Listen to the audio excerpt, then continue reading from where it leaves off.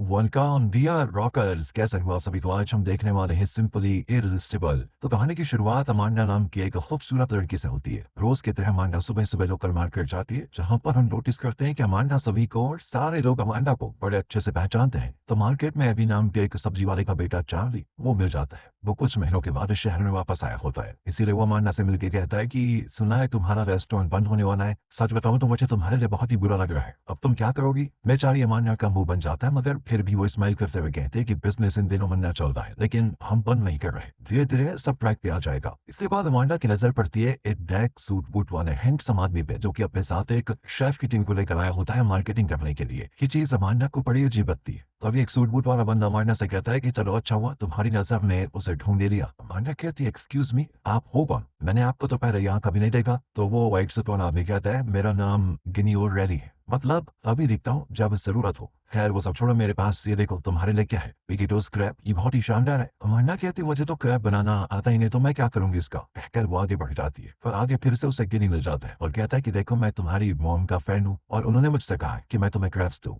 Amanda कहती है पर मेरी मॉम की तो मौत हो चुकी है। तो गिनी कहता है तो क्या हो गया, उनकी विश तो मैं पूरी कर ही सकता हूँ। तो अमांडा उससे क्रैब्स खरीदने को तैयार हो जाती है, मगर उन क्रैब्स में से एक क्रैब टोकरी से निकल कर भागने लगता है। वो सीधे एक टेबल के नीचे घुस जाता है। तो अमांडा उसको पकड़ने के लिए टेबल के अंदर जाती है और क्रैब पकड़ने की जगह वो उसी सूट वूट वाले आदमी का पैर पकड़ लेती है। इस आदमी का नाम है टॉम। अमांडा कहती है सॉरी, वो क्या है ना तुम्हारे पैर में कुछ चढ़ रहा था, इसीलिए मैं तो बस इतना में वो क्रैब टॉम के पैर में बाइट कर लेता है, जिसकी वजह से टॉम तरफ के बारे चिल्लाता भी है। अमांडा कहती है ये बड़ा ही शैतान क्रैब है, लेकिन चिंता मत करो, आज हमारे रेस्टोरेंट में लंच बनने वाला है, इसकी शैतानी ज्यादा देर तक नहीं टिकने वाली। इस पे टॉम पूछ बैठता है कि तुम बनाने क्या वाली हो इसका। तो अमांडा को कुछ समझ नहीं आता कि क्या कहे। तभी उसकी नजर एक टैक्सी पे पड़ती है जिसपे नेपोलियन लिखा होता है। तो वो बहाना करके कह देती है वेल मैं तो नेपोलियन क्रैब बनाने वाली हूँ, ये एक कमाल की डिश है। टॉम को हंसी आ जाती है, कहता है मैं भी न्यू रेस्टोरेंट खोलने वाला हूँ, पर मेरे शेफ मार्केट में पता नहीं कहाँ गुम हो गए। मैं उन्हीं को ढूंढ रहा हूँ ऐसे, इसीलिए मैं चलता हूँ। अब वैसे हाँ, तुमसे मिलकर बहुत अच्छा लगा मुझे।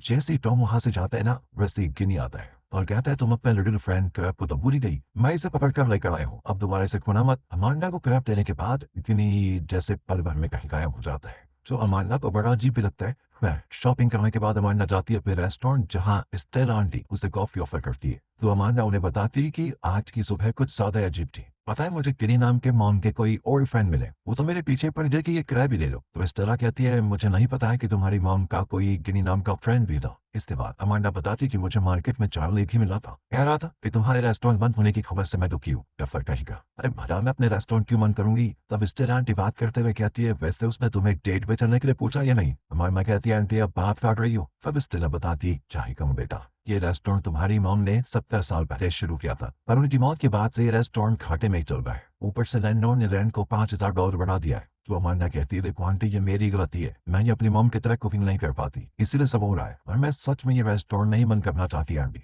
क्या हम बैंक से लोन नहीं ले सकते। आंटी कहती है मैं बैंक में गई थी बेटा, पर उन्होंने हमारे रिकॉर्ड्स को देख के कुछ महीने पहले के लॉस को देख के लोन देने से मना कर दिया, कहा कि लोन नहीं चुका पाओगे। अब हम टॉम को देखते हैं जो कि हेनरी वेंडल का मैनेजर है। वो मीडिया में इंटरव्यू देता है कि जब से न्यूयॉर्क में हेनरी वेंडल लग्जरी स्टोर खुला, तब से अपर क्लास लेडीज का ये शॉपिंग डेस्टिनेशन है, और अब सर हेनरी के ग्रैंडसन मिस्टर जॉनथन ने इसमें रेस्टोरेंट भी ओपन करने का फैसला किया है, ताकि लेडीज पहले फाइन डाइनिंग का मजा ले और फिर आराम से शॉपिंग करे। तो इस पे एक इंटरव्यूअर सवाल करती है कि हमने सुना है आप लोगों ने $4 मिलियन खर्च किए 75 सीट रेस्टोरेंट के लिए, ये तो एक तरह का जुआ है ना। अगर ये बिजनेस सक्सेसफुल नहीं हुआ तो आपका तो काफी नुकसान हो जाएगा। टॉम कहता है जी नहीं, ये किसी तरह का कोई जुआ नहीं है, हम फुल प्रूफ प्लानिंग के साथ स्टार्ट कर रहे हैं। अब इंटरव्यू खत्म होते ही टॉम की असिस्टेंट कहती है कि तुम्हारे ऑफिस में एक पतली दुबली खूबसूरत सी लड़की इंतजार कर रही है, जिससे टॉम समझ आता है कि ये जरूर क्रिस्टिना ही होगी। वो जाकर क्रिस्टिना से मिलता है और हम नोटिस करते हैं यहाँ पर कि टॉम क्रिस्टिना में ज्यादा इंटरेस्ट नहीं ले रहा। वो तो उसके साथ सिर्फ 3 डेट पे गया था और क्रिस्टिना मैडम तो सीधा उसके ऑफिस आ धमकी बताओ। इस वजह से टॉम अपनी असिस्टेंट से कह देता है कि आज ये ऑफिस आ गई, कल घर चली आएगी, अगर मान लो कि मेरी इससे शादी भी हो गई तो ये ऐसी चिपकुआरी हरकतें करती रहेगी, और जब मैं इसको इग्नोर करने लगूंगा तो इसे लगेगा कि मैं इसे चीट कर रहा हूँ, फिर डेली का लड़ाई झगड़ा होगा और मुझको ये सब नहीं चाहिए लिटरली। इसलिए आज शाम मैं इसके साथ चौथी डेट पे जाऊंगा और फाइनली ब्रेकअप कर लूंगा इससे। इसके बाद हम अमांडा को देखते हैं जो कि अपने लॉयल कस्टमर्स को बताती है कि देखो हमारा रेस्टोरेंट अब बंद होने वाला है, इतनी मुश्किल घड़ी में भी आप सबने हमारा साथ दिया, इसके लिए मैं तहे दिल से शुक्रगुजार हूँ। ये सब सुनकर सभी इमोशनल हो जाते हैं और अमांडा भी इमोशनल होकर अपने रेस्टोरेंट के बाहर चली आती है और दरवाजे के पास बैठकर फिल्म मनाने लगती है। तभी वहां पर टॉम अपनी डेट क्रिस्टिना के साथ आ जाता है। दरअसल उन्हें जाना तो कहीं और था, पर टैक्सी वाले ने गलत पते पे उन्हें उतार दिया। तभी टॉम की नजर पड़ती अमांडा पे और वो उसके पास चला आता है। तो क्रिस्टीना अमांडा से एक लग्जरी रेस्टोरेंट का पता पूछने लगती है। वहीं डॉन कहता है, चलो ना हम इसी के रेस्टोरेंट का खाना ट्राई करते हैं। वैसे भी आज सुबह मार्केट में मुझे इसके क्रैब ने बाइट किया था, तो आज उसे खाकर बदला भी वसूल कर लेते हैं। हाँ, वैसे तुमने आज सुबह कहा था कि तुम उस क्रैब नेपोलियन बनाने वाली हो, तो चलो ना टेस्ट करवाओ जरा। ये सुनकर अमांडा घबरा कर सीधे अपने हेल्पर के पास जाती है और उसको सारी बातें बताती है। हेल्पर कहता है, जाओ ना जाकर कह दो कि वो खत्म हो गया या फिर रेस्टोरेंट अब हम बंद करने वाले हैं। मगर अमांडा कहती, नहीं नहीं, मैं चाहती हूँ कि वो अभी ना जाए। तब हेल्पर कहता है, ठीक है फिर तो बनाओ द नेपोलियन क्रैब डिश। पर अमांडा को तो बनाना आता ही नहीं, इसीलिए वो अपनी मॉम की रेसिपी बुक ढूंढने लग जाती है। मगर रेसिपी बुक तो मिलती नहीं, मगर हाँ उसे अपनी मॉम की इयररिंग्स मिल जाती है, जिससे वो ब्लेसिंग समझकर पहन लेती है। फिर वो ऑर्डर लेने के लिए जाती है और कहती है, आप दोनों के लिए मैं नेपोलियन क्रैब ही कर दूं ना। तो क्रिस्टीना कहती है, नहीं नहीं नहीं, मुझे बस एक सिंपल सा चिकन पिलर चाहिए। तो हमारे किचन में आकर बड़बड़ाने लगती है कि अब मैडम के लिए मुझे दूसरी डिश बनानी होगी। यार एक ही डिश खा लेती तो क्या दिक्कत थी, और इन जैसी लड़कियों से मुझे बहुत चिढ़ होती है। ये लड़की टॉम के लायक है ही नहीं। जिस पे हेल्पर कहता है कि क्या बुराई है भला उस लड़की में, टॉम की तरह उसके बाल भी बिल्कुल परफेक्ट है, साथ ही उसकी स्किन देखो बटर की तरह स्मूथ है, जिससे अमांडा को और जेलसी होती है। और वो कहती है, बाल तो मैं भी अपने ठीक कर ही सकती हूँ, और उसका जो थोड़ा चमक रहा है ना, वो सब मेकअप पे कमाल है। हेल्पर कहता है, नहीं नहीं नहीं, मेकअप से इतनी अच्छी स्किन हो ही नहीं सकती, मुझे तो लगता है कि वो पैदाइशी खूबसूरत है। इसके बाद हेल्पर तो क्रिस्टीना की खूबसूरती के जैसे पहाड़े गिरना शुरू कर देता है। तो अमरना चिढ़कर कहती है, अरे बस भी करो यार। सबसे इंपॉर्टेंट बात यह है कि टॉम उसके साथ खुश नहीं है, और तुम मेरी हेल्पर हो भी या उसकी खूबसूरती निहारते रहोगे। सुनो, हमारे पास कोई रेसिपी फिलहाल है नहीं, इसलिए किचन में जो कुछ भी है सब ला कर मुझे दो। आज मैं अपनी माँ की आवाज सुनते हुए कुकिंग करूंगी, फिर देखती हूँ क्या बनता है। कुछ देर के बाद स्टेला आंटी किचन में आती है तो हैरान रह जाती है, क्योंकि अमांडा ने कुछ अतरंगी सा ही डिश बना के रखा होता है, जो दिखने में वैसे बेहद खूबसूरत लगता है। अमांडा बस अब यही प्रे करती है कि ये खाने में डिलिशियस हो। इसके बाद टॉम के टेबल पर उसका नेपोलियन क्रैब और क्रिस्टीना के चिकन पायलट पहुंच जाता है। दोनों खाना शुरू करते हैं। नसीब से दोनों को खाना पसंद भी आ जाता है। फिर टॉम धीरे धीरे अपनी दिल की बातें जबान पे लाने की कोशिश करता है कि हम दोनों परफेक्ट मैच नहीं है, इसलिए हमें ब्रेकअप कर देना चाहिए। मगर अमांडा के हाथों का खाना खाकर पता नहीं क्रिस्टीना को क्या हो जाता है। वो टॉम के मुंह पे उसकी बुराई करने लगती है और कहती है, तुम मुझ जैसी परफेक्ट वुमेन के लिए हो ही नहीं, मुझे डिजर्व करते नहीं। और फिर वो टॉम के मुंह पे उसकी सारी कमियां उसको गिनवा देती है और अमांडा के रेस्टोरेंट की कई सारी फेट्स यहाँ वहाँ फेंक कर तोड़ देती है। इसके बाद वो इरिटेट हुए उस रेस्टोरेंट के साथ साथ टॉम की लाइफ से भी चली जाती है। और अमांडा के बनाए हुए खाने की टॉम अपने दिल से तारीफ करता है और यहाँ जो भी ड्रामा है उसके लिए दिल से माफी भी मांगता है। साथ ही वो अपना कार्ड लेते हुए कहता है, मैं यहाँ हुए नुकसान की भरपाई करने को तैयार हूँ, उसका बिल मुझे भिजवा देना। तो इसके बाद जब टॉम अपने काम पे जाता है तो बार बार उसके मुंह से क्रैब निकल रहा होता है। क्रैब उसे वो डिश इतनी ज्यादा पसंद आ गई थी कि वो भूल ही नहीं पाता उसे। फिर अब दिन की बात है, अमांडा अपने हेल्पर से पूछती है कि शॉपिंग करने जा रही हूँ टॉम के साथ, जरा मेरी हेल्प कर दो ना ड्रेस चूज करने में। तो वो कर भी देते हैं और फिर वो पूछती है, अच्छा लड़के हर वक्त क्या सोचते रहते हैं, कार या स्पोर्ट्स की तो मुझे नॉलेज है ही नहीं, मैं टॉम से क्या बातें करूंगी वहाँ। उसके हेल्पर कहता है, तो मैं ऐसा क्यों लगता है कि लड़के हमेशा कार या स्पोर्ट्स के बारे में सोचते होंगे, वो तो हमेशा हमेशा तो नहीं, लेकिन अगर लड़की दिख जाए तो उसके बारे में डेफिनेटली सोचते ही रहते हैं। मतलब ओवरऑल वो लड़कियों के बारे में सोचते हैं। देखती नहीं हो क्या, लड़के हर कुछ देर में अपने पैंट के बेल्ट को ठीक करते रहते हैं, बालों को ऊपर अच्छे से सेट करते हैं। यह सुन अमांडा को बड़ा अजीब लगता है। फिर जब वो हेनरी वेंडल जाती है तो उसका ध्यान सिर्फ मर्दों पे होता है कि कौन कौन अपनी बेल्ट ठीक कर रहा है। वो सोचती है, इसका मतलब लड़के काम या शॉपिंग के दौरान भी लड़कियों के बारे में सोचते रहते हैं जो अपनी बेल्ट और बाल ठीक करते हैं। फिर किसी तरह वो टॉम से मिलती है। टॉम उसे यहाँ देखकर सरप्राइज हो जाता है और वो गलती से अमांडा को यहाँ की रेगुलर कस्टमर समझ लेता है। तब अमांडा क्लियर करती है, नहीं नहीं, मैं तो यहाँ अपनी पेड्स लेने के लिए आई हूँ जो तुम्हारी गर्लफ्रेंड ने कल तोड़ दिए थे, याद है ना। टॉम कहता है, पहली बात की वो मेरी गर्लफ्रेंड नहीं है, और दूसरी बात ये कि मुझे लगा था कि तुम बिल भिजवा दोगी, मैंने ये नहीं सोचा था कि तुम खुद पेट लेने के लिए आ जाओगी। पर चलो अच्छा, ये तो मान किसी बहाने हमारा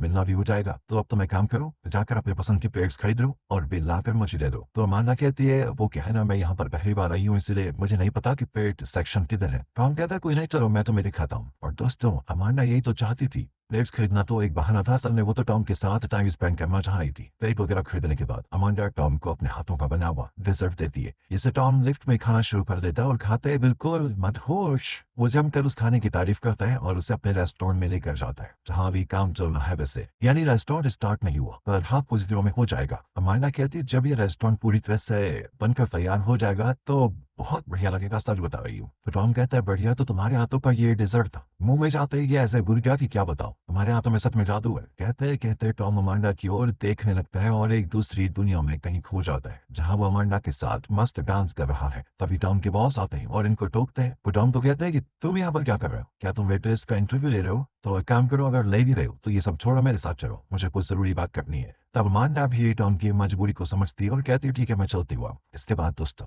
देखते हैं कि अमांडा के रेस्टोरेंट में भी बहुत सारे लोग आना शुरू कर देते हैं, क्योंकि कुछ तो चमत्कार हुआ था। अमांडा के हाथों का खाना सभी को बेहद पसंद आ जाता है, जिससे अमांडा बड़ी खुश भी होती है। वो तो अपने कस्टमर्स को बढ़िया बढ़िया खाना खिलाकर बिजी होती है और यहाँ टॉम का हाल बेहाल होता है। उसे हर वक्त बस अमांडा और उसके हाथ के बने खाने की याद सताती रहती है। उसका मतलब अपने काम में बिल्कुल भी मन नहीं लगता। तो एक रात की बात है, अमांडा अपनी हेल्पर से कहती है आज रात हमने 100 लोगों को डिनर सर्व किया। इस पे हेल्पर कहता है कि लगता है रेस्टोरेंट बंद होने के डर से तुमने कुछ ज्यादा ही मोटिवेट कर दिया खुद को। तुम जिस तरह से कुकिंग कर रही हो ना, वैसा पहले कभी नहीं किया तुमने। ठीक है, मैं भी चलता हूँ, रात काफी हो गई है। हेल्पर के जाने के बाद जब अमांडा अपने रेस्टोरेंट को लॉक करके घर जाने के लिए निकलती है, तो उसे रेस्टोरेंट के बाहर टॉम हाथों में वनीला ऑर्किड्स फ्लावर का गमला लिए हुए दिख जाता है। अब उसको इतनी रात यहाँ देखकर काफी सरप्राइज हो जाती है। फिर बताती है कि पता है मेरा रेस्टोरेंट आजकल काफी बिजी चल रहा है, मैं बस अपने घर ही जा पाती हूँ और वहां से यहाँ आ पाती हूँ, क्योंकि टाइम ही नहीं मिलता कुछ और करने का। तो टॉम कहता है चलो ना, मैं तुम्हारे घर तक तुम्हें कंपनी दे देता हूँ। फिर ये लोग 2-4 कदम में चलते हैं तो अमांडा कहती है मुझे मेरे घर तक कंपनी देने के लिए शुक्रिया। दरअसल दोस्तों उसका घर और रेस्टोरेंट अटैच भी है। ये जानकर टॉम हंसने भी लगता है और कहता है अगर ऐसी बात है तो क्या मुझे एक और डिजर्ट ट्रीट मिल सकता है?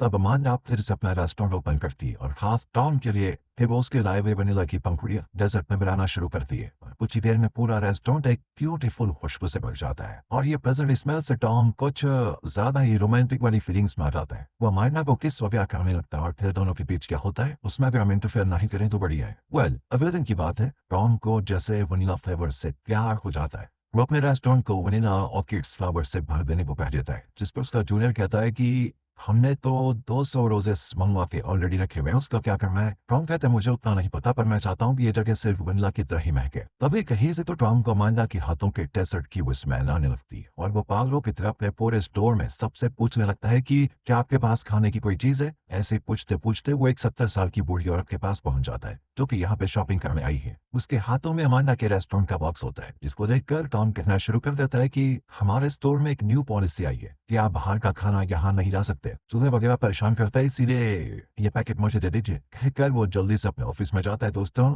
जहाँ उसकी असिस्टेंट उस बॉक्स में से एक पीस एक्लेयर्स ले लेती है। हाँ तो भड़क जाता है क्योंकि वो अपना फूड शेयर करना नहीं चाहता, मगर उसके असिस्टेंट जब वो एक्लेयर्स खाती है तो वो भी मदहोश और पूछने लगती है कि कहाँ से मिला तुम्हें, इतना डिलिशियस, मैंने आज तक कभी नहीं खाया। इस पर टॉम उसको अमांडा के बारे में बताता है, साथ ही वो अपने बदले हुए बर्ताव के बारे में भी बताता है कि मैं जब अमांडा के साथ होता हूँ ना, तो ऐसा लगता है जैसे किसी अलग ही दुनिया में हूँ। यार उस पर कुछ तो बात है जो बाकी लड़कों में नहीं है। अमांडा ब्यूटीफुल है, स्मार्ट है, हंसी मजाक भी अच्छा कर लेती और खाना तो आहा लाजवाब, आदमी अपना हाथ चाटते रह जाए। जबकि देखो ना, मुझे डेजर्ट पसंद भी नहीं होता, मगर उसके हाथों के डेजर्ट के लिए मैं कुछ भी करने को तैयार हूँ। मैं आज ही शाम को काम खत्म के बाद अमांडा से मिलने जाऊंगा और उससे पूछूंगा कि ये सब मेरे साथ ही क्यों हो रहा है। तभी असिस्टेंट को उसका बॉस बुलावा भेजता है और टॉम के असिस्टेंट अपने जूनियर को कॉल करके कहती है तुम अभी साउदर्न क्रॉस नाम के रेस्टोरेंट जाओ और वहां से जितनी हो सके उतनी एक्लेयर्स को लेकर आओ, क्योंकि मेरा इससे मन नहीं बन रहा। फिर जैसे ही वो उसे मिल जाता है ना, वो सीधा जाती है अपने इस स्टोर के मालिक मिस्टर जोनाथन के पास और उसे वो एक्लेयर्स खिलाती है। जोनाथन को भी वो इतनी पसंद आ जाती है कि वो एक्लेयर्स के साथ साथ अना को भी खाने लगता है, मतलब किस वगैरह करने लगता है, जो कि अना कब से चाही थी। फिर रात में अमांडा से मिलने टॉम उसके रेस्टोरेंट जाता है। तो रेस्टोरेंट तो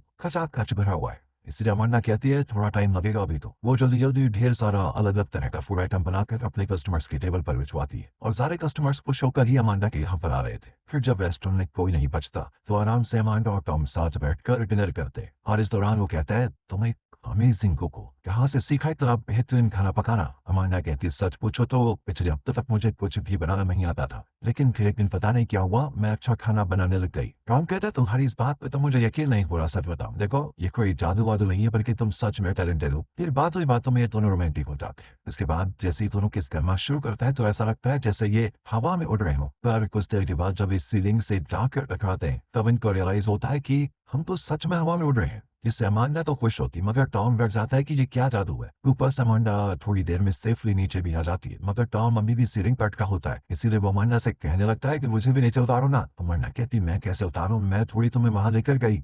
तब टॉम कहता है देखो मुझे सच में डर लग रहा है, मजाक नहीं कर रहा, तुमने कुछ तो किया है मेरे साथ, प्लीज मुझे नीचे उतारो यार। तो उसका मन रखने के लिए अमांडा कहती है पीपड़ी पापड़ी पू, और सच में वो नीचे गिर जाता है। इसके बाद तो टॉम की डर के मारे छो हालत खराब होती है ना दोस्तों, क्या ही बताए। उसे अमांडा विच यानी चुड़ैल लगने लगती है। वो तुरंत ही वहां से भागता है और अगले ही दिन अपने असिस्टेंट अना को सारी बातें बताते हुए कहता है कि मैं अब से अमांडा से कभी नहीं मिलूंगा। वो विच है, इस पर को यकीन नहीं होता। वो कहती है तुम प्यार में हो इसीलिए तुम्हें हर चीज जादुई लग रही है। तभी वहां पे अमांडा आती है और टॉम डर के मारे कहता है तुम यहाँ पर कैसे आ गई। वो कहती है कैसे आ गई, क्या दरवाजे से आई हूँ और कैसे आऊंगी। हमें कहती है तुम दोनों यहाँ पे बातें करो, मैं कबाब में हड्डी नहीं बनूंगी। और टॉम उसे पकड़ लेता है और कहता है तुम मुझे अकेला छोड़कर मत जाओ प्लीज, क्या पता अकेले में मुझे ये मार ही डाले, आसमान की सैर करवा दे या मुझे समुद्र में डुबा दे, कुछ पता नहीं, मुझे बहुत डर लग रहा है। तो अमांडा कहती है पर मैं तो सिर्फ तुम्हारा वॉलेट लौटाने की लाई थी जो तुम कल गलती से मेरे रेस्टोरेंट में भूल गए थे। और तभी यहाँ गुस्से में टॉम का शेफ आता है और कहता है मेरा चाकू तुम लोगों ने पता नहीं कहाँ बुला दिया, मैं मेरे अपने चाकू से काम नहीं करूंगा। शेफ गुस्से में अपनी जॉब उसी वक्त छोड़कर चला जाता है। हालांकि टॉम उसको रोकने की कोशिश भी करता है मगर वो कहता है कि मैं तुम्हारे ऑर्डनरी चाकू पे थूकता हूँ, तुम्हारे रेस्टोरेंट पे थूकता हूँ और तुम पे भी।